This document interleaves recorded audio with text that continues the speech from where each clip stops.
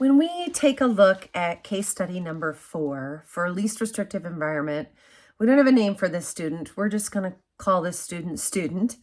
There's a lot going on here. And first and foremost, I want to recognize the fact that this case deals with a lot of pretty extreme behaviors that call into factor the safety of the student, the staff, and the other students in the classrooms.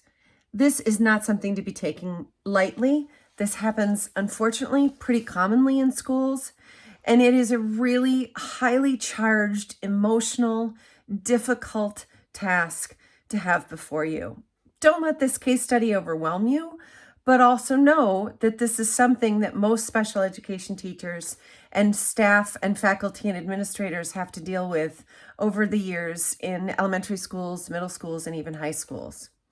Let's take a look at this case study a little differently. While you're listening to this, if you can skip ahead 2 slides, or if you want to go ahead and stop now and look at the next 2 slides, I've taken a different tact. I don't think writing 2 paragraphs or 3 paragraphs in summary of this student would do us much good for understanding or be able to even happen based on everything that's going on with this kiddo.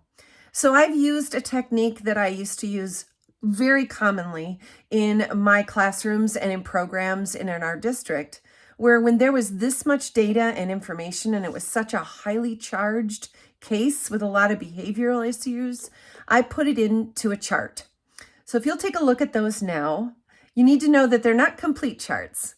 There are a couple of yellow squares in those charts that I'm leaving for you to fill in based on this information if you choose to do this as an assignment. But take a look, make sure you've taken at least a look at those charts now. The data in those charts take a look at both the compliance and the subjective parts of least restrictive environment for this kiddo. We've got a lot of information about very rich details about behavior referrals and suspensions and removal from school for some violent behaviors. There is a marked increase in service time and decrease of general education access over a 9-month period. That has a lot of details, but if you look at that chart in a general way, we find out that this kiddo is being removed from the gen ed classroom, removed from access from the curriculum taught by the instructor, and the special education service time is increasing in pretty large amounts. We also know, and I also have on that second slide, a summary of the supplementary aids and services that have been put in place by special education faculty, staff, and also gen ed staff in those schools. That's where maybe we need to focus some of our discussion and our ideas. We need to decide if those are appropriate supplementary aids and services, and if the school district and the staff and the family and the IEP team have given that enough thought, data, and discussion to make placement decisions on those supplementary aids and services. I like to think of it as something, have we maxed out the IEP and the services that we can provide before we continue to make a student move to a more restrictive placement or environment?